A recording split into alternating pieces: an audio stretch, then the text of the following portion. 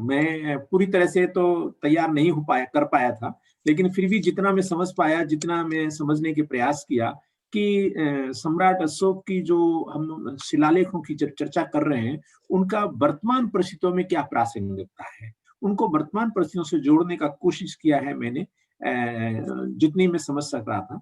तो उसी पे हम लोग चर्चा करेंगे, क्योंकि सम्राट अशोक या ग्रेट अशोका का जो पीरियड है, वो एक बहुत बड़ा पूरे भारत के ही नहीं पूरे विश्व के लिए एक एक एक एक एक नई दिशा देने वाला है, अपने में एक अद्वितीय है। और लोक कल्याण की जो भावना थी, जो थीम थी, जो जमीन पर कार्य हुआ, वो ऐसा कहीं भी देखने नहीं मिलता है।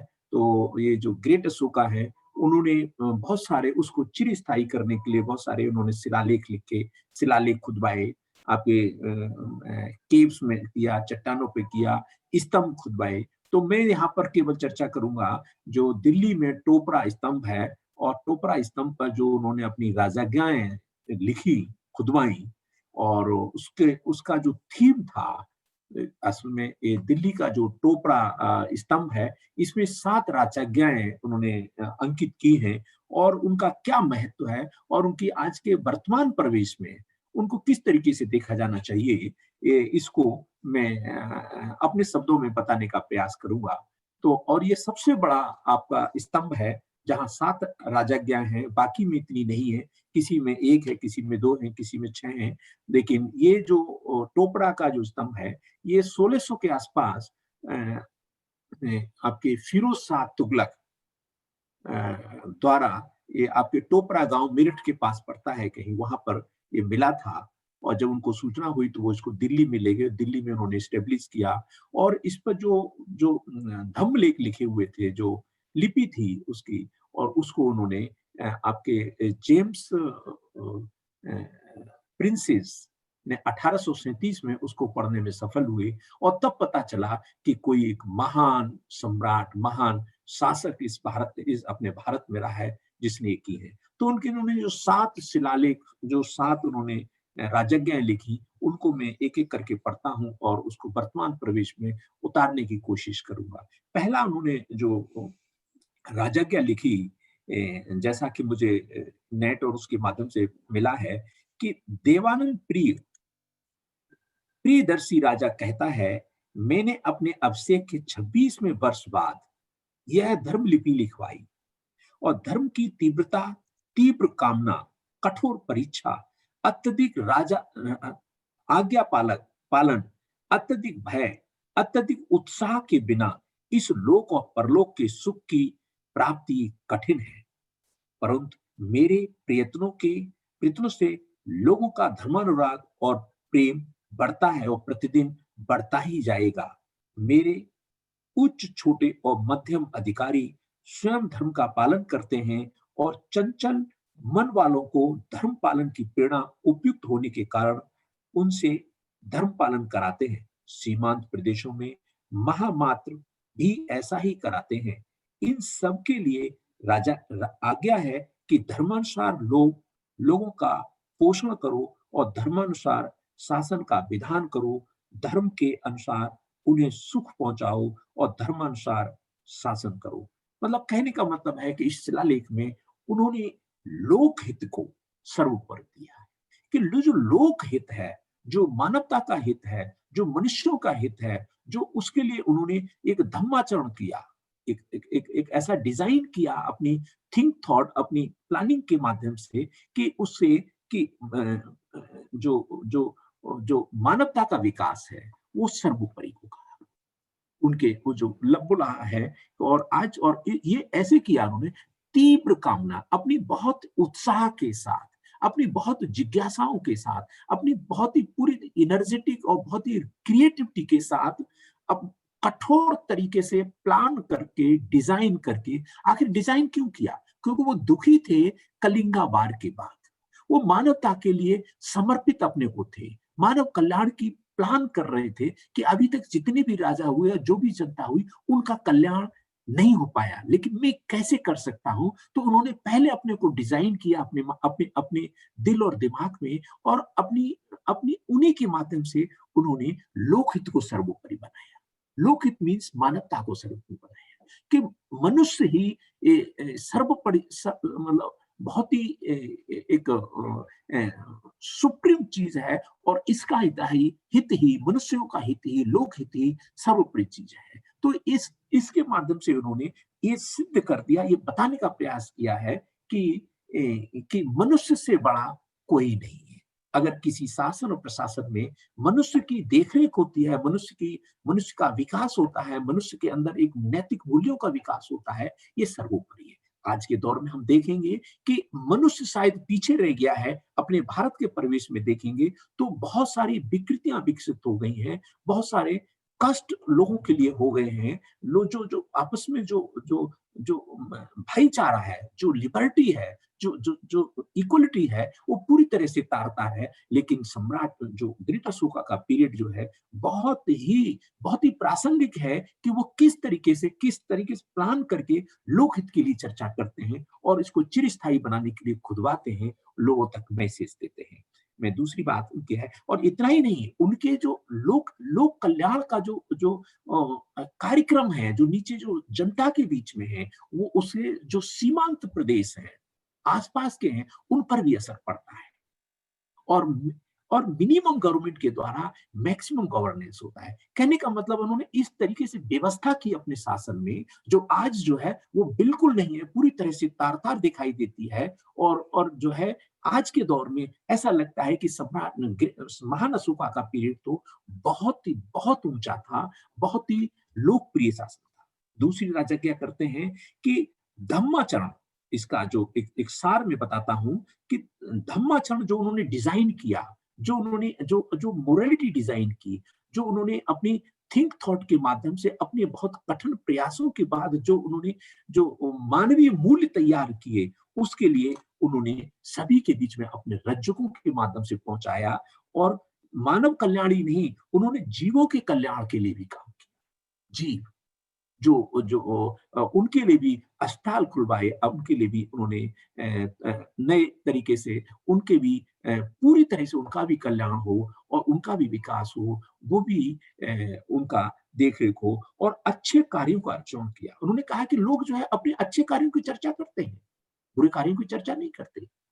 अगर हम अपने अपने को इंट्रोस्पेक्टिव करेंगे, अपना अवलोकन करेंगे, तो अच्छे कार्य भी जो जिसकी वजह से विकृतियां विकसित हो रही हैं, वो भी मिनिमम होंगी और जन कल्याण में हर व्यक्ति की सहभागिता होगी। ऐसा इन्होंने सेकंड राजज्ञा में इन्होंने इसको प्लान किया है और ऐसी व्यवस्था की है कि ये चिरस्थायी हो।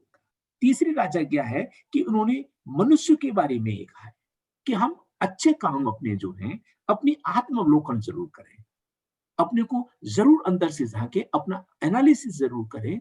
और एनालिसिस करने के लिए उन्होंने प्रेरित किया, ऐसी व्यवस्था की है, ऐसा उन्होंने संदेश दिया है।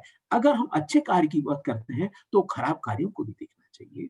अगर हम खराब कार्यों को नहीं देखेंगे तो मन में विकृति विकसित हो जाएगी, मन में बहुत सारी चीजें ऐसी विकसित हो जाएंगी जिससे मानवता को प्रॉब्लम होगी, जिससे भाईचारे में विकसित होगी, जिसमें बराबरी और जो डेमोक्रेटिक एटीट्यूड है, जो आपकी नैतिक मूल है, उनमें विकार आ जाएगा। तो उन्होंने अब आत्म अवलोकन और आत्मनिरीक्षण के लिए इसको किया है, और इसी से संसार का कल्याण होगा। अगर मनुष्य परफेक्ट होगा, मानव कल्याण परफेक्ट होगा, सोशली स्ट्रांग होगा, तो इससे बड़ा कोई मानव कल्याण नहीं हो सकता। यही लोकहित होगा, इसी से इसका विकास होगा। और आज के दौर में देख लीजिए कि हम हर व्यक्ति एक शॉर्ट टेम्पर हो गया है, एक माइंडसेट से काम कर रहा है, उसके आगे बढ़ नहीं पा रहा है, एक हीन भावनाओं का शिकार है व्यक्ति। और वो ये सोचता है कि आज सारी चीज लुट गई, पूरा देश बिक रहा है, सारी चीजें ऐसी हो रही हैं, हम क्या करें। तो कहने का मतलब वो अपना आत्मावलोकन नहीं कर रहा है, अपने को एनालाइज नहीं कर रहा है,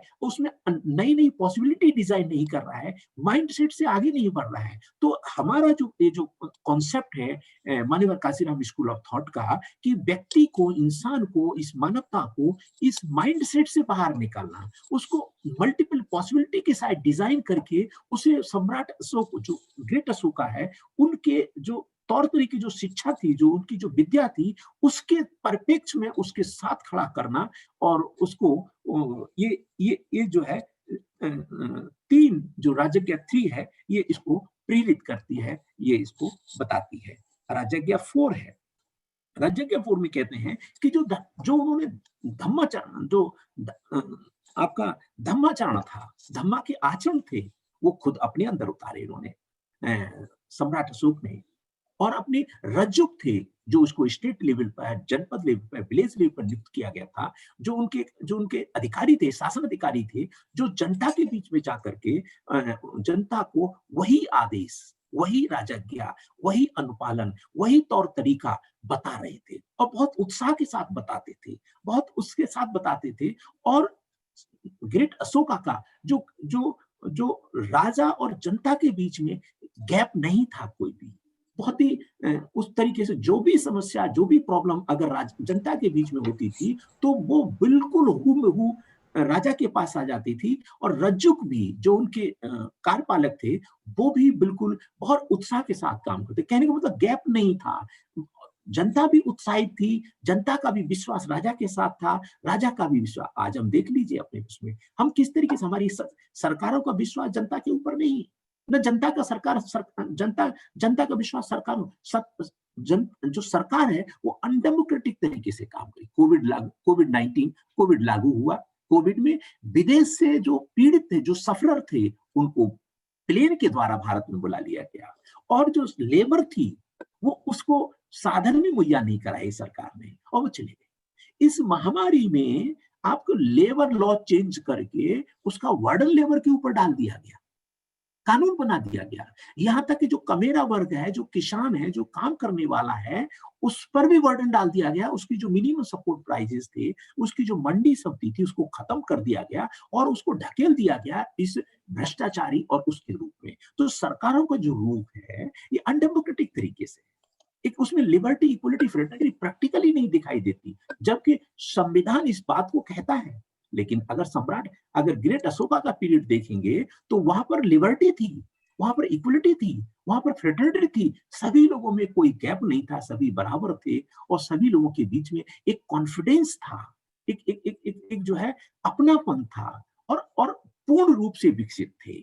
उनमें जो विकास था वो बहुत चरम सीमा पर था, है। और उससे जो है वो एक लोक कल्याण की भावना थी। उनमें जो जो जो विकास के जितने मैक्सिमम रास्ते हो सकते थे, वो सम्राट अशोक के समय पर वो पूरी तरह से खुले हुए थे। यहाँ तक कि उसको सोने की चिड़िया कहा जाता था। शिक्षा के क्षेत्र में भी ये कहा जाता था कि वो विश्व गुरु है, पूरे विश्व के लोग वहां पढ़ने आते थे। आज हम अपनी शिक्षा देख लीजिए, हमारी शिक्षा हमसे दूर कर दी गई, शिक्षा महंगी कर दी गई, शिक्षा में आम नागरिक के बच्चे पढ़ नहीं सकते। आज बहुत ही दिक्कत है। तो आज अगर हम वर्तमान परिवेश को देखेंगे, तो ऐसा लगता है कि सम्राट अशोक के पीरियड से तो हम बहुत पीछे चले गए हैं। और वो इसलिए भी पीछे चले गए कि शायद हमारा बहुजन समाज का जो एनालिटिकल पावर थी, जो उसको सोचने समझने की क्षमता थी, जो उसको इंट्रोस्पेक्टिव करने की, अपने को भी देखने की क्षमता थी, वो शायद उसने कम किया है। उसकी और इजाफा करने की जरूरत है। ये चीजें, समस्याएं सब सॉल्व हो सकती हैं अगर हम अपने को इंट्रोस्पेक्टिव करें। ये मान्यवर काशीराम स्कूल ऑफ थॉट के माध्यम से अपने को विकसित करें, अपनी थॉट प्रोसेस को विकसित करें, अपनी कोऑपरेटिव एटीट्यूड को विकसित करें, अपने अंदर डेमोक्रेटिक एटीट्यूड विकसित करें, मोरलिटी को हम लेके आएंगे, तो सम्राट अशोक के उस जो राजज्ञा हैं, उनको हम आज के दौर में उतार करके मानवता के लिए एक नया संदेश दे पाएंगे और लोक कल्याण के लिए काम पाए। एटलीस्ट बहुजन समाज इस देश की धनधरती व्यवसाय में भागीदारी ले पाएगा। और उसके लिए ये जो आपका मान्यवर काशीराम स्कूल ऑफ थॉट है, इसकी बहुत बड़ी प्रासंगिकता है, इसकी बहुत बड़ी जरूरत है। और ये जन जन तक ये जो थॉट है, ये सम्राट अशोक की थीम को ये ऊपर तक जाना चाहिए। यहाँ तक कि जो दंड प्रक्रिया थी सम्राट अशोक के समय पर, वहां पर वो इक्वल इक्वल जुडिशरी और इक्वल दंड था। लॉ के सामने हर व्यक्ति बराबर था। बाबा साहब ने संविधान दिया है, संविधान में हर व्यक्ति बराबर है। हम भारत के लोग, मतलब सारी दुनिया खत्म कर दी। एक ही झटके में, पहले ही सेंटेंस में बाबा साहब ने जो तथागत बुद्ध, जो आपका सम्राट अशोक का जो दर्शन है, जो उनकी फिलॉसफी है, जो उनका जो शासनादेश का वो है कि हम भारत के लोग, बाबा साहब ने पहले ही झटके में भारत के सारे लोगों को, चाहे पुरुष हो, चाहे फीमेल हो, चाहे चाहे आपके हिंदू हो, चाहे मुस्लिम है, सारे वर्गों को एक बराबरी के पायदान पर खड़ा कर दिया। लेकिन अफसोस यह है कि संविधान को हम बहुजन लोग भी अच्छी तरह से समझ नहीं पाए और अपने में आत्मसात नहीं कर पाए। इसीलिए आज के दौर में हमें ऐसा लगता है कि हमसे सुप्रीम कोर्ट भी बहुत दूर है, हमसे न्याय प्रक्रिया भी बहुत दूर है, हमसे सरकारें भी बहुत दूर हैं और हम उसमें भागीदारी नहीं कर पा रहे। अगर हम चीजों को समझने लगेंगे, आत्मावलोकन करने लगेंगे, सम्राट अशोक के समय जो जो शिक्षाएं थी उनको अनुपालन कर लेंगे, अपने जहन में उतार लेंगे, अपना इंट्रोस्पेक्टिव करेंगे, आत्मलोकन करेंगे, तो निश्चित रूप से हम वो सारी चीजें ये सम्राट अशोक का भारत बना पाएंगे, बुद्धमय भारत बना पाएंगे। ये इसका एक जो है राजाज्ञा 4 है। राजाज्ञा 5 में है कि इन्होंने ग्रेट अशोका के पीरियड में भी जन कल्याण ही नहीं था, मानव कल्याण ही नहीं था, जीव हत्या पर भी रोक थी, जीव कल्याण भी था, जीव कल्याण थी। जीवों के लिए उन्होंने एनिमल्स के लिए उन्होंने हॉस्पिटल बनवाए, छायादार वृक्ष लगवाए, उनके पीने के लिए पानी की व्यवस्था की और कई कई मतलब जितने तौर तरीके हो सकते थे अपनी क्रिएटिविटी के माध्यम से, अपनी कठोर परिश्रम के माध्यम से, अपने अपने मल्टीपल एफर्ट्स के माध्यम से उन्होंने पूरी तरह से जन कल्याण और आपके जीव कल्याण के लिए अपने को पूरी तरह से समर्पित कर दिया। और जन कल्याण से बड़ा, मानव कल्याण से बड़ा इस संसार में कोई हित नहीं है, यही सबसे बड़ा हित है। और इसी के लिए उनका शासन, उनका जो जो वो था पूरी तरह से समर्थ था। एक्चुअली उन्होंने जो भी किया उसको शिलालेखों के माध्यम से वो चाहते थे ग्रेट अशोका कि ये ऐसी व्यवस्था कर दूं मैं कि इसका अनुपालन, इसका इससे जो अच्छी चीजें हैं वो पीढ़ियों पीढ़ियों तक जाएं, लोगों तक जाएं, लोग इसको समझें। जब तक चंद्रमा और सूरज रहे इस पृथ्वी पर, तब तक ये शिक्षाएं, तब तक ये विद्या, तब तक ये जो शासनादेश, शासनाज्ञा इस लोक कल्याण में, लोक कल्याण के लिए, लोगों के लिए उपयोगी हो, लोगों की वृद्धि हो, लोगों की सुखों की वृद्धि हो, ऐसा उनका मानना था। और इसी पर वो महान अशोक ने काम किया। छठी उनकी राजज्ञा थी कि कि कि धम्माचरण की वृद्धि, जिसमें जनता के सुख की वृद्धि एवं व्यवहारिक परीक्षा। वो कहते थे कि हर 5 साल बाद वो जनता के बीच में एक सर्वे कराते थे, उसकी परीक्षण कराते थे अपने राज्यों के माध्यम से, खुद भी जनता के बीच में जाते थे, प्रजा को पुत्र के समान समझते थे और पुत्र की जो भी उनकी पॉसिबिलिटी थी, उस तरीके से कोई गैप नहीं था, न राजा के बीच में था, न राजकों के बीच में था, न उसके बीच में था। हर 5 साल बाद परीक्षाएं लेते थे और उसमें देखते थे कि जो मेरा राजज्ञाएं हैं, मेरा जो धर्माचरण है, जो नैतिक मूल्य है, जो मेरे वो है, वो कितने लोगों ने ग्रेस्प किए, कितने लोग आगे बढ़ पाए, कहाँ तक उसका विकास हुआ, कहाँ तक समझ पाए, कहाँ नहीं समझ पाए, फिर उस हिसाब से रीडिजाइन करके फिर लोगों के बीच में जाते थे। यही नहीं, वो उनके संबंधियों से भी परिचित परीक्षा लेते थे, जो जनता थी, जनता के आसपास के लोगों से भी वातावरण करके, अतः उनको बहुत एक्सट्रीम लेवल तक ले जाना चाहते थे कि जनहित के जो एक्सट्रीम डेवलपमेंट्स हैं, एक्सट्रीम लेवल्स हैं, वो भी उनके बीच में जाने चाहिए और इसका इसका वो विकास होना चाहिए, सभी का लोकहित होना चाहिए और किसी भी तरह की कोई माइनर प्रॉब्लम भी लोगों के सामने ना आए। यहाँ तक कि हमारे राज्यों के बीच में समस्याएं आती थी और राजा को बताया जाता था। अगर राजा जो है, राजा को लगता था कि ये चीज नहीं है, तो असहमत होकर के पुनर्विचार के लिए उनके लिए भेज दिया जाता था और फिर उनका मल्टीपल डिस्कशंस होके, मल्टीपल पॉसिबिलिटीज के साथ नए नए रास्ते डिजाइन होते थे, नई नई पॉसिबिलिटीज डिजाइन होते थे, नए नए तौर तरीके होते थे और जितना भी राजज्ञाएं होती थी वो शिलालेखों पर, आपके अभिलेखों के माध्यम से लोगों के सामने बिल्कुल खुली किताब के रूप में था। कोई गैप नहीं था, कोई दूरी नहीं थी। आज हम देख रहे हैं अपने अपने दौर में कि किस तरीके से सरकारें काम कर रही हैं, कैसे कैबिनेट में डिसीजन होते हैं, कैसे पार्लियामेंट में बिल बनाए जाते हैं। ऐसा लगता है कि कोई डेमोक्रेटिक एटीट्यूड नहीं है। आप सरकार अपनी माइनॉरिटी में थी राज्यसभा के अंदर और माइनॉरिटी में होते हुए भी उन्होंने लेबर लॉ ऐसे ही पास कर दिया। तो कोरोना का बहाना लेकर के बहुत सारे हमारे सांसदों को राज्यसभा में एंट्री नहीं होने दिया और जो गए वहां एक हल्ला उल्ला कर करके लेबर लॉ पास कर दिया। यहाँ तक कि आपका जो ये जो किसानों के बिल थे वो ऐसे ही पास कर दिए। मतलब इतना अनडेमोक्रेटिक, इतना इनह्यूमन, ऐसा तो कभी भारत में नहीं हुआ। ऐसा तो सम्राट अशोक का भारत तो, ये तो लग रहा है कि हम कहीं और पहुंच गए हैं, किसी और देश में है कि जहां पर मानवीय मूल्यों की है नहीं है। लोगों को मॉब लिंचिंग के माध्यम से मार दिया जाता है। सुप्रीम कोर्ट कह रहा है इस पे कानून बनाओ, लेकिन सरकार कानून नहीं बनाती। आज ऐसा लगता है कि हमें सम्राट अशोक के जो ग्रेट अशोका हैं, उनकी जो प्रासंगिकता है, उनका जो शासनाधीश है, उनके जो राजज्ञ हैं, उनका जो शासन करने की प्रणाली थी, उनका जो बि उनकी जो जो उन्होंने शिक्षाएँ दी लोगों को, आज उनकी सच में बहुत ज़रूरत है और भारत का विकास सच में वैसे ही हो सकता है, जब हम उन शिक्षाओं का अनुपालन करेंगे और उन राजज्ञों का अनुपालन करेंगे और ये तभी करेंगे कि हम सारे लोग अपने मन और दिल और दिमाग से उन शिक्षाओं को अपने ज़हन में बैठा लें और हमेशा अपना आप लोग आत्मावलोकन करते रहें और उसमें ये ज़रूर देखते रहें, कहीं मानवता के हित में हम कहीं हम कहीं शॉर्ट टेम्पर तो नहीं है, हम कहीं ईगो के शिकार तो नहीं है, हम किसी क्रोध के शिकार तो नहीं है। हम में जब कोऑपरेटिव एटीट्यूड होगा, हम में जो जो हम एक कॉमन अंडरस्टैंडिंग का एटीट्यूड होगा, हम जब लाइट माइंडेड होंगे, तभी लोगों के हित में जाएँगे, तभी हम मानव कल्याण के लिए करेंगे और तभी हम जिन चीज़ों को हम दूर कर चुके हैं, वो सारी चीज़ें हम हमारे पास आएँगी और 7वाँ अवयव था में सुरेश जी, जी, डॉक्टर सुरेश, सर। 7वां के लिए मैं रोकूँगा आपको, क्योंकि जी, इसको आपको इंडिपेंडेंट एक डील करना चाहिए।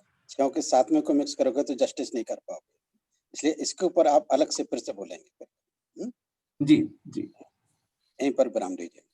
चलिए, चलिए। बहुत ही जय भीम, अच्छा, नो बताएँ और बहुत ही मैं बहुत एक्सीलेंट। अच्छे से नहीं समझ पाया क्योंकि मैं बेसिकली एनालिटिकल चीज़ों को ही नहीं, सुन आप पाया, बहुत ही बीच में बहुत गैप बहुत कर गया अच्छी तरह था। से आपने की। मैं ये तो आज की प्रासंगिकता में ही हमको अशोक को देखने का है। ये सबसे बड़ी बात है। Thank you. चलिए, जय भीम, नवोदय सर। ने next Gamre sir, next. Suresh Gamre. Narsingh ji, next का नाम बता दीजिए कौन? Gamre sir? Suresh Gamre sir.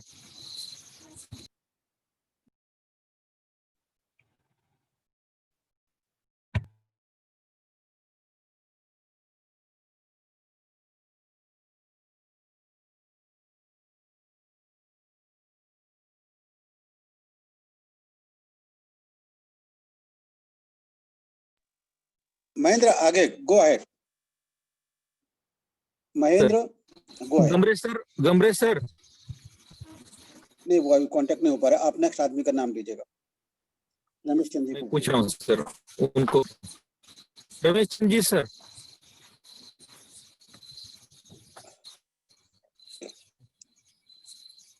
Ramesh Chand ji sir.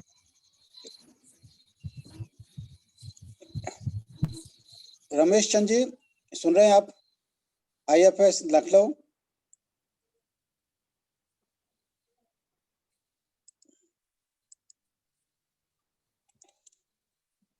भाई रमेश चंद सर है। वो है ना, तब कांटेक्ट नहीं हो रहा। आप उनको अनम्यूट भाई करेंगे? आप सर। उनको अनम्यूट कीजिए उनको पहले। रमेश चंद जी को अनम्यूट कीजिएगा। Yes yes sir. Yes yes, welcome sir. Unmute में बोला वो बोल रहे अनम्यूट में।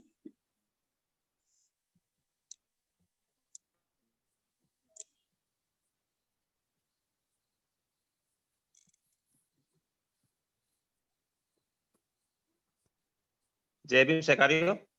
जय भीम सर, जय Bhim. Sir, thank you so much.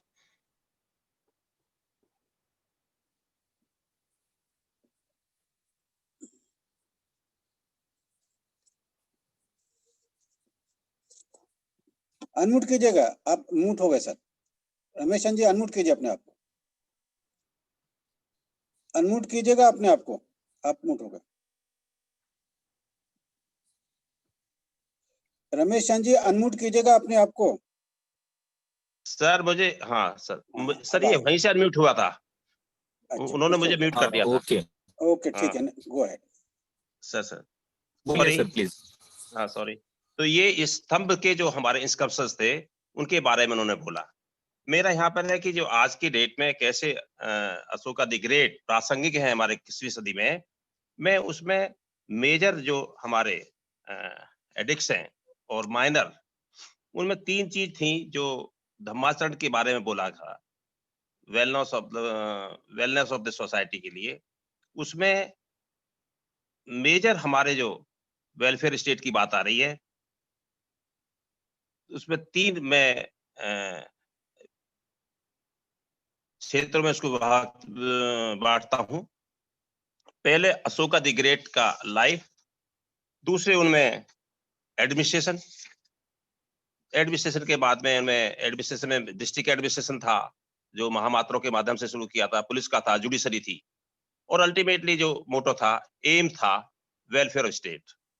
तो इनमें जो हमारे इंस्क्रिप्शंस हैं उसमें मेजर और माइनर में पहला में मेजर का है जो रिलेटेड है हमारा, उसमें वो कहते हैं हम प्रोहिबिट करते हैं एनिमल्स एंड उनका स्लॉटर्स और उसको बैन करते हैं।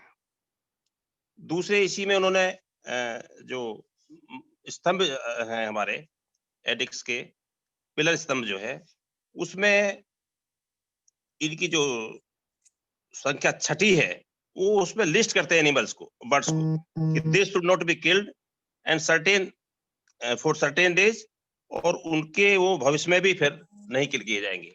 इसका एग्जाम्पल मैं ऐसे ले रहा हूँ कि जो उनकी किचन में सूप बनता था तो उन्होंने कहा कि भी 2 मोर और ये हिरन मारे जाएंगे, और वो भविष्य में यदि आवश्यकता नहीं पड़ेगी तो उसको भी बैन किए जाएंगे। यहाँ पे मेरा इंडिकेशन है कि वो अहिंसा का जो हमारा सिद्धांत था उनका, और जीवों के प्रति दया, लोगों के प्रति दया, तो वो भाव जो आया है उस पे मैं लाइट डालता हूँ कि आज के डेट में हमारा कैसे प्रासंगिकता है। 1972 में हमारा वाइल्ड लाइफ प्रोटेक्शन एक्ट आया था। पहले कोई भी शिकार करते थे और उसमें हमारे जो जीवों को 4 श्रेणियों में बांटा, और उसमें पहला शेड्यूल था, दूसरा शेड्यूल था, तीसरा और चौथा शेड्यूल था। तो इन 3 शेड्यूलों में पहले में हमारे शेर वगैरह हैं जो बहुत इंपॉर्टेंस हैं उनको आया था, और जो हिरण जो आ रहा है ये हमारे तीसरे श्रेणी में था, दूसरे श्रेणी में कम इंपॉर्टेंस के थे, और जो मोर है वो हमारे यहाँ राज पक्षी इसको डिक्लेयर किया गया यूपी में। तो अब आज की डेट में इसकी आवश्यकता क्यों पड़ी? जब उन्होंने वो उसको 2300 साल पहले बंद किया और 1972 में एक्ट आया तो इसकी यहाँ प्रासंगिकता थी। और आज मैं क्या कह रहा हूँ, 21वीं सदी में काफी हमारे पशु पक्षी एक्सटिंक्ट हो गए हैं। ये कितना कंजर्वेशन की बात थी। तो इसका मतलब था कि उन्होंने अपना सोचा था कि भविष्य में नहीं मारे जाएंगे, कि हमको आज की कितनी नीड है, पहले 100 एनिमल मारे जाते थे, आज 2 ही मारे जा रहे हैं, तो हमको सस्टेनेबल डेवलपमेंट चाहिए। और यदि हमारा सस्टेनेबल डेवलपमेंट नहीं है, चाहे वो किसी भी फील्ड में हो, चाहे एनवायरमेंट के में हो, चाहे हमारा वाइल्ड लाइफ कंजर्वेशन हो, चाहे हमारी फूड की हो, फूड की सिक्योरिटी है, उसका सस्टेनेबल नहीं है, तो भी हमारे लिए समस्या हो जाएगी। और हमको उस हिसाब से अपने को ग्रोथ, डेवलपमेंट और ह्यूमन ग्रोथ उसको लेके चलना होगा। ह्यूमन ग्रोथ में जो हमारी नीड है, चाहे फूड की है, वाटर की है, वो उन्होंने असेस किया। उन्होंने पानी के लिए जो सड़कें थी वहां तालाबों का रिनोवेट कराया, कुएं खुदवाए। आज की डेट में हमारा कुएं खुदवाने की बात नहीं है, लेकिन तालाबों का जो रिनोवेट कर रहे हैं, तालाबों को हम गहरा करा रहे हैं ताकि रेन वाटर हार्वेस्टिंग हो, हमारी नीड है। और हमारे लोगों को स्वच्छ पानी, drinking safe drinking water supply नहीं मिल रही है, जो पानी की बोतल में आ गया। तो वो जो थॉट था, यदि वो सस्टेनेबल डेवलपमेंट होता वेलफेयर का, तो ये आज की समस्या नहीं होती। और हर घर में हम लोग पानी नहीं दे पा रहे हैं। तो यहाँ जो चीज है ये कोरिलेट कर रहा हूँ, तो वाटर जो है एनिमल्स को भी नहीं मिल रहा, वाटर एनिमल्स को नहीं मिल रहा। हम लोग जंगल में वाटर होल बनाते हैं, और जो फॉरेस्ट ऑफिसर्स हैं वो जान सुन रहे होंगे कि वाटर होल्स के लिए करोड़ों रुपया खर्च कर रहे हैं हम लोग। यदि हमारी पॉलिसी होती, सुदृढ़ पॉलिसी होती जिसमें अशोका द ग्रेट ने इसको अपनाया था, तो ये समस्या ना होती। काफी हमारे बर्ड्स जो है जो एंडेंजर्ड हैं और कुछ एक्सटेंट हो गए। ग्रेट बर्ड है, अभी हमारा काला हिरन है। तो ये मेरा इस ओर ये कहने का था कि हमको क्या प्लान करना चाहिए था, फ्यूचर देखना चाहिए था, ये था। तो इसमें मैं यहाँ आज की फिर आगे जोड़ूंगा कि कुछ ऐसे फॉरेस्ट की स्पीसीज थी, उन्होंने कहा कि इनको हम मेडिसिनल प्लांट्स के रूप में लगाएंगे, और वो हेल्थ को जोड़ा कि भाई ये यदि आप नहीं है तो ये आंवला लगाओ, हर भेड़ा लगाओ, ये आपके आयुर्वेद में आएगा। आयुर्वेदिक चिकित्सा थी, यूनानी थी, ये एलोपैथिक तो बाद में आया। पहले तो जड़ी बूटियों से इलाज होते थे, तो जड़ी बूटियां हमारे पास पाई जाती थी, उनकी शिक्षा, उनका ट्रेनिंग उस समय लोग जानते थे कि भी कौन-कौन वैद्य जो बोलते थे, हकीम बोलते थे।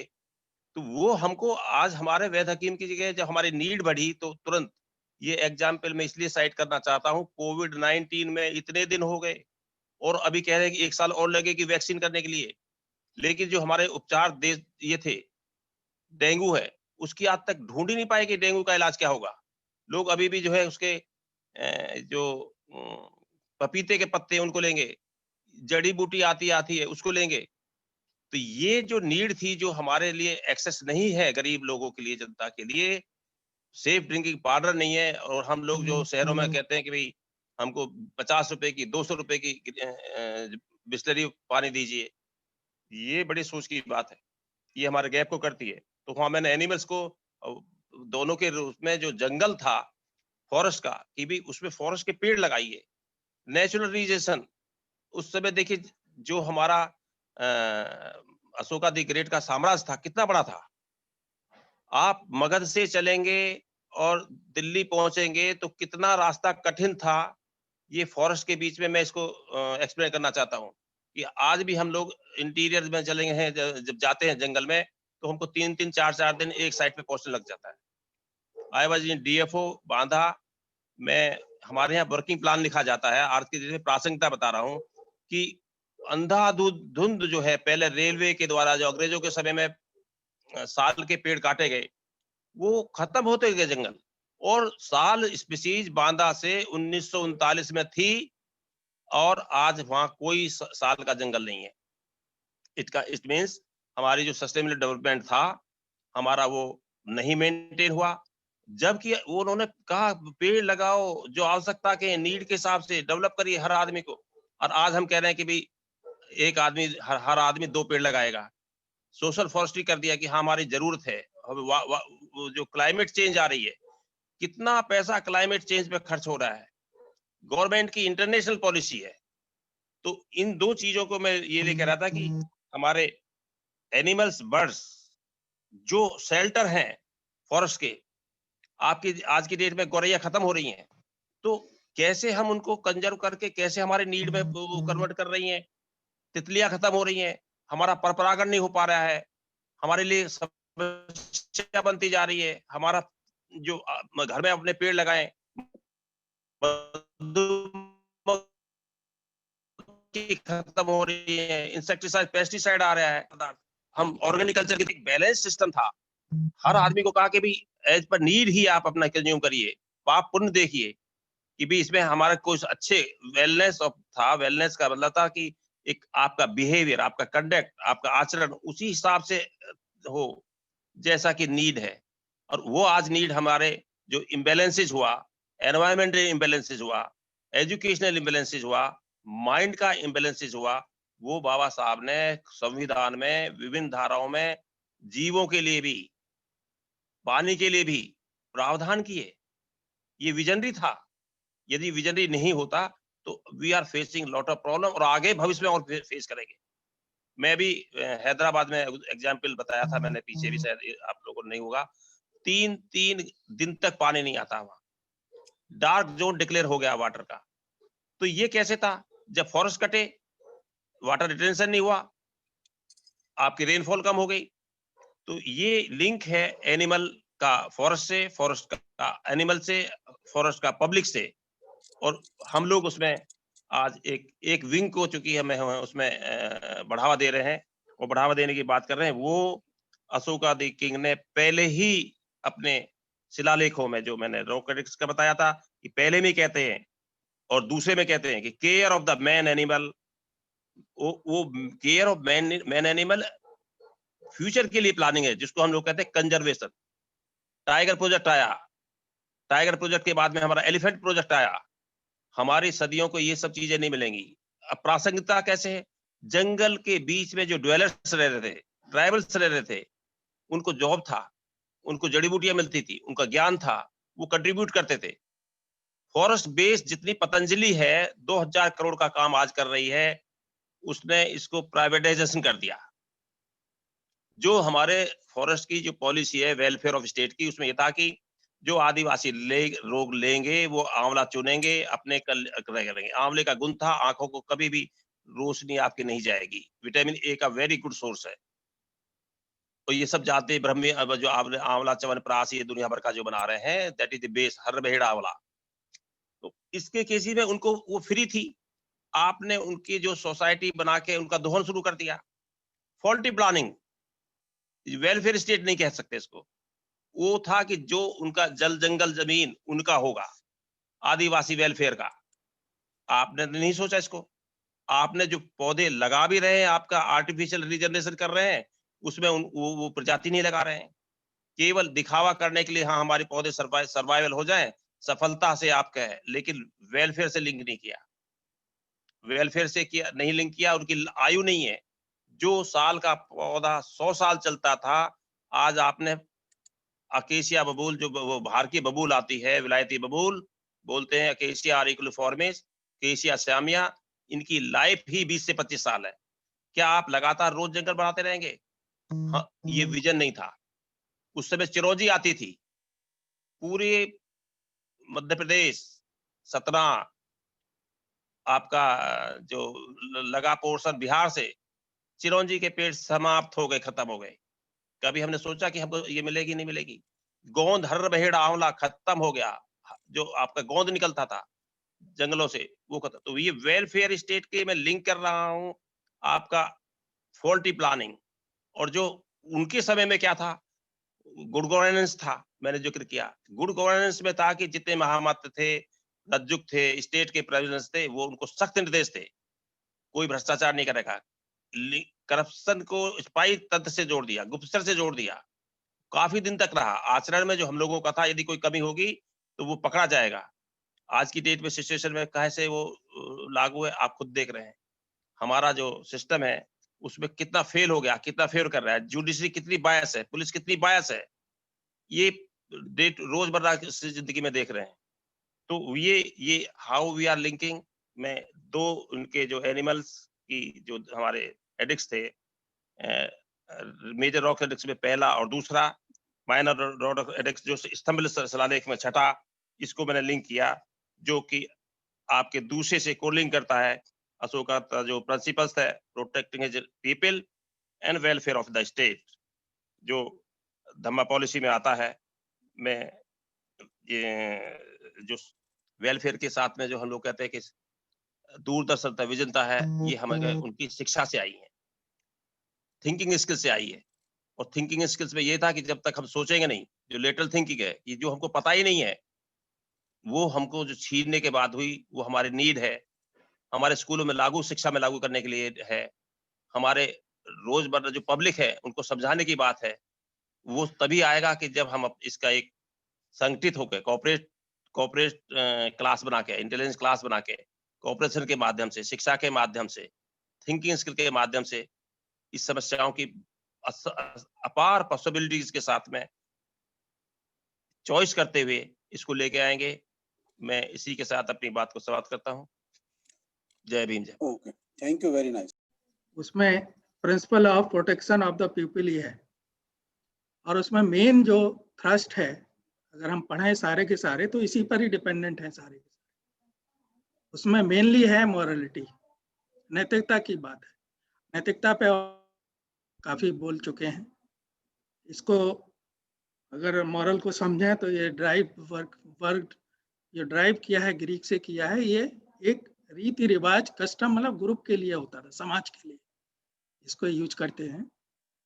उसी रीतियों को, उसी रिवाज को जब उन्होंने अशोक ने अपने जीवन में उस चीज को किया, जो भी गलत या जो भी सही, उसी को उन्होंने किस तरह से कल्याण हो, किस तरह से जन कल्याण हो, उन्होंने अभिलेखों में उसी चीज को लिखा है। तो आज की अगर हम परिस्थिति की बात करें, ऑलरेडी सभी हमारे सुरेश बाबू जी और रमेश चंद्र जी ने काफी एक्सप्लेन किया है। तो अभी हम अगर देखें तो ये जो नैतिकता की बात है, ये ऐसा नहीं है कि बहुजन समाज में ही पतन हुआ है, इसका पतन पूरे समाज में हो रखा है। अभी भी हमारे जो शासक हैं वो क्या कर रहे हैं और क्या कह रहे हैं, कथनी करनी में बहुत फर्क है। हो सकता है वो हमारे इस नैतिकता की वजह से ही है।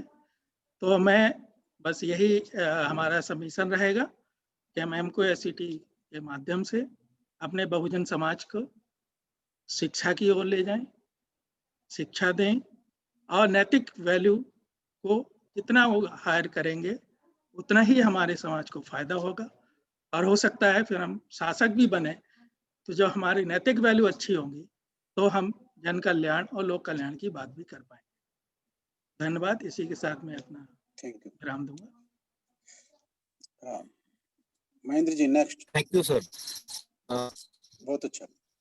पंडित चौहान, मैंने जो आज इस हिसाब से देखा है, राजा अशोक महान को 21वीं सदी में अगर उनको इम्प्लीमेंट करना है, 21वीं सदी के रिलेवेंट उनको अगर देखना है और वो रिलेवेंट कैसे है, ये हिसाब से अगर हमें उनके तरफ उस दिशा से सोचना है तो पहली बात दिमाग में ये रखनी है कि आज हम 2300 साल पहले की बातों का, 2300 साल पहले लिखी गई बातों का आज मीनिंग निकाल रहे हैं।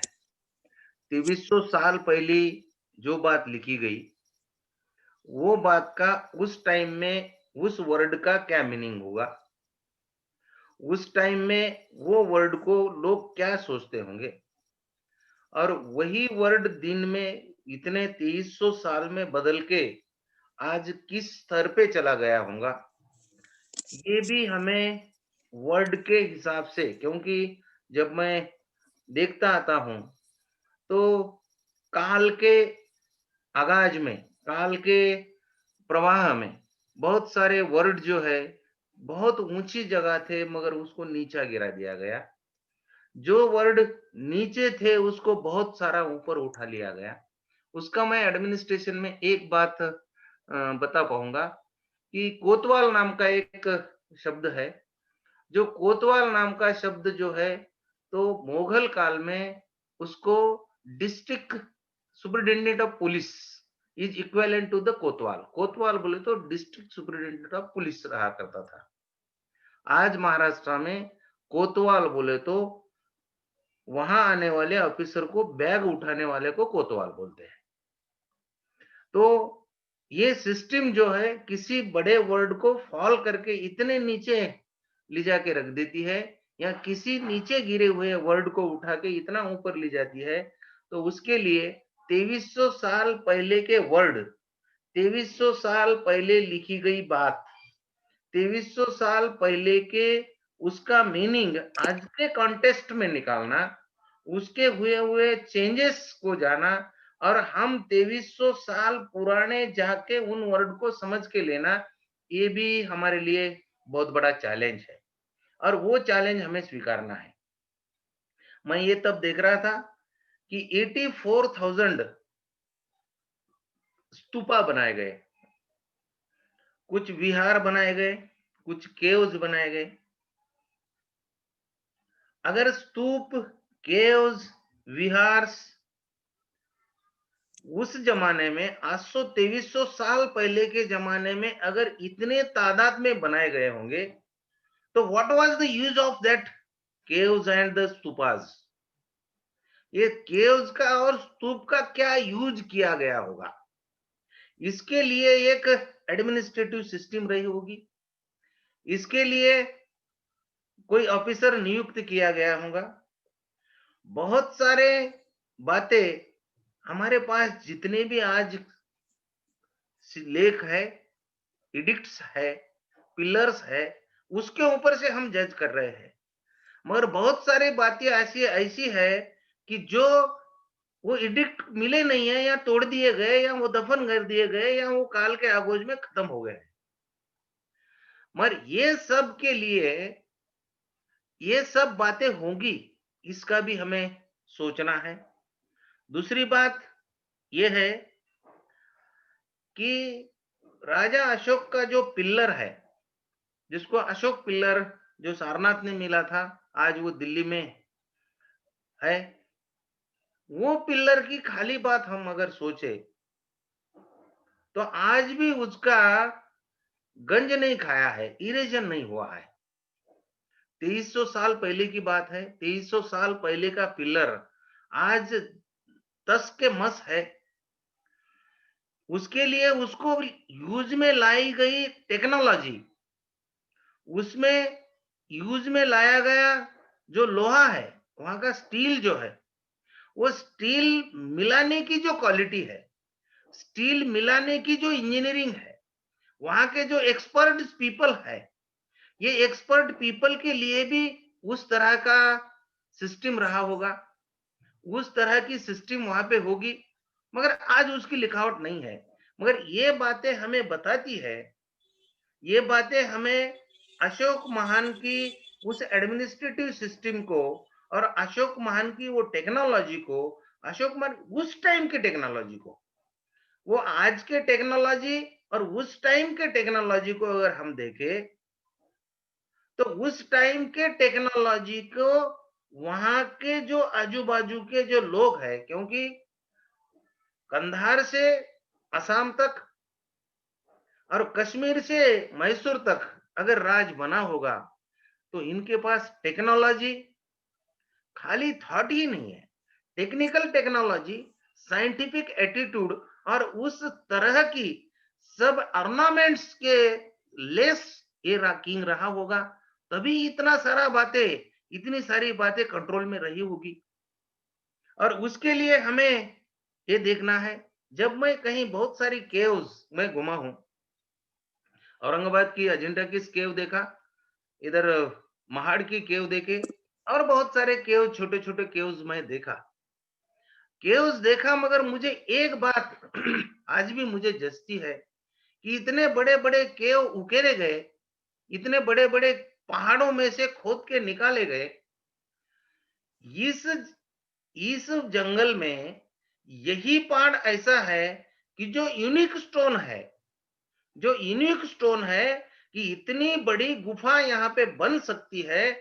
ये टेक्नोलॉजी गुफा बनाने के पहले वो पत्थर को जान लेने की, वो जो पहाड़ को जान लेने की, और वो अखंड पत्थर है, एकजुटा पत्थर है, एकजुटा पहाड़ है, ये सोचने की जो जियोलॉजी है, the people of the Ashoka's region, Ashoka's time was expert in the geology. वो जियोलॉजी में एक्सपर्ट रहे होंगे, क्योंकि जियोलॉजी में अगर वो एक्सपर्ट ना होते तो उन्होंने इतने बड़े बड़े पहाड़ में जो केव्स बनाए, वो केव्स में ये अकेला पत्थर इतनी दूर तक खोदा जा सकता है और वो सिंगल स्टोन है। वो सिंगल स्टोन जानने की कला उनके पास रही होगी, उसके सिवा वो केव्स नहीं बनी। जो बड़े बड़े पिलर्स बनाए गए, ये पिलर्स बनाने के लिए उनके पास वो टेक्निक रही होंगी, उसके सिवा ये नहीं हुआ होगा।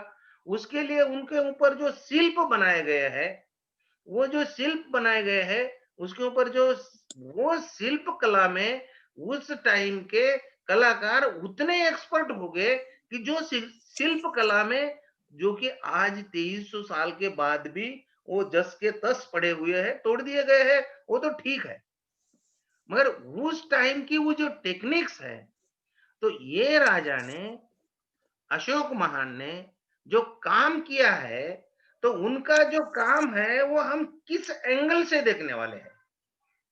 खाली थॉट्स जो है, ह्यूमन बीइंग्स जो है, ये तो ठीक है, उसके साथ साथ उन्होंने जो शिल्प कला डेवलप की, उन्होंने जो केव्स एक्सकैवेशन की बात की, उन्होंने जो वहां के पिलर्स बनाने की बात की, या वहां के जो एडमिनिस्ट्रेशन बनाने की बात कही, तो ये हमको समझने की बात है। और दूसरी एक बात अशोक के बारे में हमें सोच लेना चाहिए, समझ लेना चाहिए, इसके ऊपर रीथिंक करना चाहिए। वो रीथिंक करने की बात मुझे ऐसी लगती है, the Dhamma. What is mean by Dhamma? Dhamma is a law, Dhamma is a rule, और ये रूल जो है, ये rule created by the Ashoka for the people of his state, उनके लोगों के लिए उन्होंने क्रिएट किया गया ये लॉ है। और ये लॉ इंप्लीमेंटेशन के लिए उन्होंने इंस्टीट्यूट बनाए, और उसमें से बहुत सारे इंस्टीट्यूट अपने को बताने आएंगे, मगर उसमें से एक ही इंस्टीट्यूट मैं बताता हूं, वो है धम्मा महामात्रा।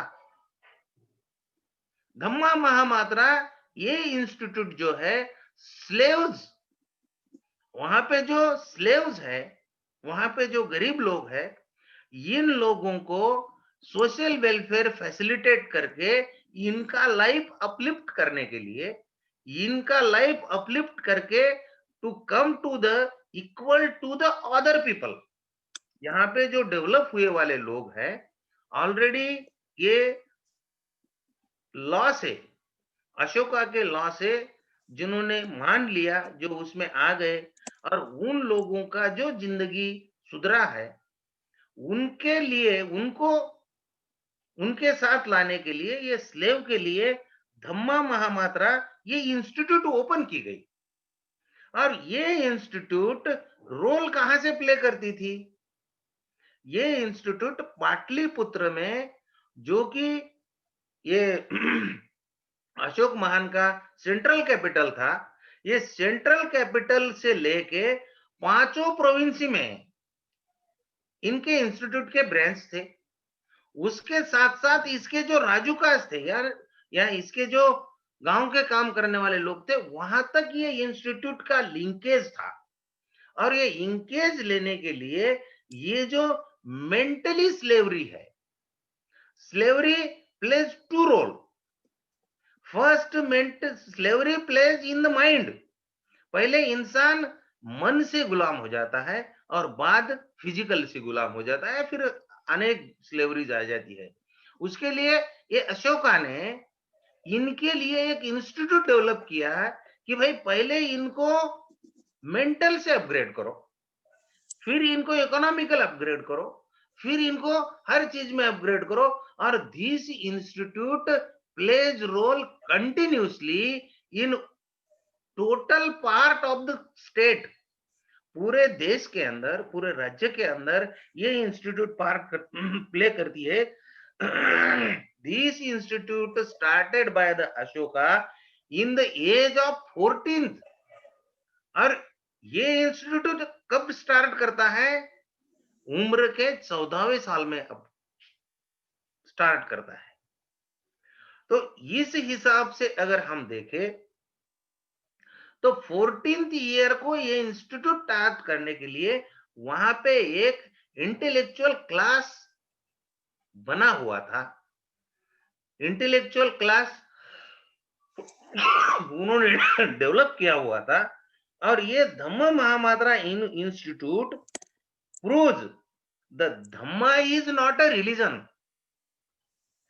ये इंस्टीट्यूट प्रूव करता है कि धम्मा इज नॉट रिलीजन, ये कोई धर्म नहीं है। Dhamma is a activity of the state, Dhamma is the law of state. Dhamma ये जो है, ये धम्मा हमारे उनके लोगों को, अशोक महान के लोगों के लिए दिया गया हुआ रूल है, और वो रूल उनको अपलिफ्ट होने के लिए दिया गया है। और it is the in secular mode, किसी एक के सेक्ट के लिए नहीं, it is apart from the sect and religion. ये कोई सेक्ट के लिए नहीं था, रिलीजन के लिए था। It is the secular in mode. और अशोका यहाँ पे बोलते थे every human being is my child, हर कोई इंसान मेरा बच्चा है, और मेरा बच्चा नहीं है तो मेरे बच्चे को मैं जो जो दूंगा, व्हाट आई डिजायर, मैं मेरे बच्चों को जो देने का चाहूंगा वो हर चीजें मैं मेरे लोगों को दूंगा, जो those who are the part of my country, मेरे देश के, मेरे राज्य के जो लोग हैं, उन लोगों को, मेरे बच्चों को मैं जो देना चाहूंगा वो मैं पूरे लोगों को देने की इच्छा रखता हूं। ये जो सोच है, ये सोच के पीछे धम्मा जो है it is the depend on the only scientific attitude, और ये साइंटिफिक एटीट्यूड में लेने के लिए तो उन्होंने जो काम किया है, ये काम एक बात है, यहाँ पे जब सब लोगों ने जो काम किया, ये इंस्टीट्यूट के अंदर धम्म महापात्रा या अलग सारे लोग हैं, the rule of administration is that the rule of administration is that the administrator work as a the work of the administration is an unknown activity, unknown person's activity. ये जो मैं उसको थोड़ा सा हिंदी में समझाने की बात करूंगा कि ये कोई तहसीलदार या कोई कलेक्टर या कोई डॉक्टर या कोई इंजीनियर्स अगर गवर्नमेंट का काम करता है, तो ये गवर्नमेंट का काम करते समय या ये काम करते समय इट इज द अनामिक काम होता है। वो इंजीनियर काम करता है, पंडित चौहान नहीं करता है। पंडित चौहान प्रोफेसर है तो यहाँ पे पढ़ा, कॉलेज में अगर कोई पढ़ा रहा है तो वो पंडित चौहान नहीं पढ़ा रहा है, वो प्रोफेसर पढ़ा रहा है। अगर किसी को चेकिंग कर रहा है, मेडिकल पे एड्स दे रहा है, वो डॉक्टर दे रहा है, वो कोई आदमी नहीं दे रहा है। और ये जो अनामिक एक्टिविटी होती है, ये अनामिक एक्टिविटी लेके काम करना और हमारे पद को लेके हम जो एक अहंकार पैदा कर लेते हैं, वो अहंकार ना आना, ये भी एक्टिविटी अशोका महान के राज्य में दिखती है। ये कैसे दिखती है? क्योंकि जब ये महामात्रा, धम्मा महामात्रा स्लेवर के लिए जाके उनको अपना चाइल्ड समझ के उनको डेवलप करने का काम करते हैं, तो ये तो उनके पद को छोड़ के ही काम करना है, या अपने पद से तो हटके ही काम करना है। क्योंकि पद दिमाग में लेके अगर बैठे तो it is the feudal thinking. ये फ्यूडल थिंकिंग छोड़ के ये जो ह्यूमैनिटिक थिंकिंग आई है, ये ह्यूमैनिटिक थिंकिंग लाने के लिए अशोका ने ये जो काम किया है, तो उसके लिए उन्होंने सेक्ट और रिलीजन छोड़ के जो धम्मा और धम्मा के पीछे जो साइंटिफिक एटीट्यूड दिया है, और वो साइंटिफिक एटीट्यूड की वजह से अशोक महान का राज हर किसी को अपना राज लगा, हर किसी को मेरा राज लगा, और ऑल पीपल उन्होंने वहां पे पार्टिसिपेशन दिया, हर लोगों ने डेवलपमेंट किया। और ये सब डेवलपमेंट करते समय, क्योंकि वहां के 84,000 स्तूप बनाना, केव्स बनाना, इतने बड़े बड़े पिलर बनाना, इतने सारे स्लेवर्स को स्लेवरी से निकालना, और इतनी सारी बातें करते समय, ये सब बातें होते हुए समय इनको विरोध करने वाले नहीं थे क्या? उतना ही विरोध हुआ होगा। विरोध हम अब ऐसा ना समझ लें कि राजा महान, अशोक महान कलिंगा जीत के आ गए और उनको कोई विरोधी नहीं किया, वो करते गए और लोग मानते गए, ऐसा तो नहीं हुआ है। आज भले ही लिखावट ना मिले, मगर विरोध जरूर हुआ होगा, वहां पे ऑब्स्टेकल्स आए होंगे, मगर वो ऑब्स्टेकल हैंडल करने की जो कैपेसिटी उनके पास थी, जो संयम उनके पास था, और अपने कलिंगा के मासाकर्स के बाद, कलिंगा के फाइटिंग के बाद, वो कलिंगा में हुआ काम, उसके लिए खुद को मान लेना कि मेरी जिम्मेदारी है, मेरे से गलती हो गई है, ये भी मान लेना, और उन लोगों को भी साथ लेना, उनको पार्ट बना लेना अपने राज्य का, और उन लोगों को इक्वल अपॉर्चुनिटी देना, इक्वल लेवल का उनको जिंदगी देना, और उनके अपने साथ मिला लेना। ये सब जो बातें हैं, इसके पीछे की जो सोच है, और ये सोच रखने वाले लोगों की तादाद जब बढ़ने लगी, और जब सब लोगों के छोटे छोटे लोगों से उन्होंने जब अपने गले से लगा लिया, अपने बच्चों के समान उनको लिया, तो उसके लिए ये फ्यूडल पार्ट जो है, ये फ्यूडल पार्ट अपने आप छोटा होते गया, अपने आप छोटा होते गया, और ये फ्यूडल पार्ट छोटा होते गया। थिंकिंग डेवलप होते हुई गई और इनके साथ ये अशोक महान के थॉट के साथ वो मिलती गई और मिलते रहने के बाद इनमें से मेजॉरिटी ऑफ द पार्ट वो अशोक महान के थॉट्स के ऊपर, वो धम्म के ऊपर, अशोक महान के लॉ के ऊपर जिंदगी जीने लगा और उसके लिए ये 233 टू 233 बीसी बिफोर क्राइस्ट 2233 में ये जो राज अशोका महान का डेथ हुआ, वहां से लेकर पुष्यमित्र सुंग तक तकरीबन 600 साल 600 साल जो ये इम्पैक्ट बना रहा, 600 साल जो यहाँ के लोग बने रहे, वो लोगों को टूटने के लिए 600 साल लगे, क्योंकि अशोक महान का काम इतने गहराई तक पहुंचा था, लोगों के दिल में इतने गहराई तक गया हुआ था और वो परकोलेट होते होते जनरेशन टू जनरेशन इतना हो गया था कि उनके उनमें बिगाड़ करने के लिए और उनको रिवॉल्यूशन में प्रतिक्रांति करने के लिए 600 साल लगे, 650 साल तकरीबन लगे और इतने सारे डेप्थ उन्होंने क्रिएट की है। उसके लिए हम वहां से ये बातें निकाले कि वहां के स्कूल ऑफ थिंकिंग की बात आज हम कर रहे हैं, वही स्कूल ऑफ थिंकिंग रही होंगी। आज अमेरिका जैसे राज्य में, फ्रांस जैसे राज्य में लोगों को अगर बीमारी गिर गई है तो उनके पहले बीमार के पहले उनके बॉडी चेकिंग करने के पहले उनके मेंटल साइकोलॉजी चेक की जाती है। साइकोलॉजी चेक करके उनके साइकोलॉजिकल कोई डिसऑर्डर है क्या, साइकोलॉजिकल कोई प्रॉब्लम है क्या, उनके मेंटल, उसके ऊपर भी काम किया जाता है। और इस तरह से वहां पे बहुत सारे इंस्टीट्यूट रन रहे होंगे और इतने सारे इंस्टीट्यूट रहने के लिए आज हमारे पास जो ये शिलालेख है, ये शिलालेख से हमें इतना ही देखना है कि ये जो बात है ये थोड़ी सी बात है कि वो राजा महान के काम के तरफ इशारा करती है, काम के तरफ इशारा करती है, मगर वो काम को देखने का एक विंडो है वो, और उस विंडो से हमें हर चीज पे देखना है, क्योंकि एक चीज हम उठाएंगे तो उसको हमें समझ के लेना है कि ये चीज बनी कैसी, ये चीज बनने के लिए टेक्नोलॉजी उतनी बड़ी हुई होंगी, जैसे कि हम पिलर का एग्जाम दिया, जैसे केव्स का एग्जाम दिया या कोई स्तूपा का एग्जाम दिया, इतने बड़े अगर ये बने होंगे तो इसका यूज भी उतना हुआ होगा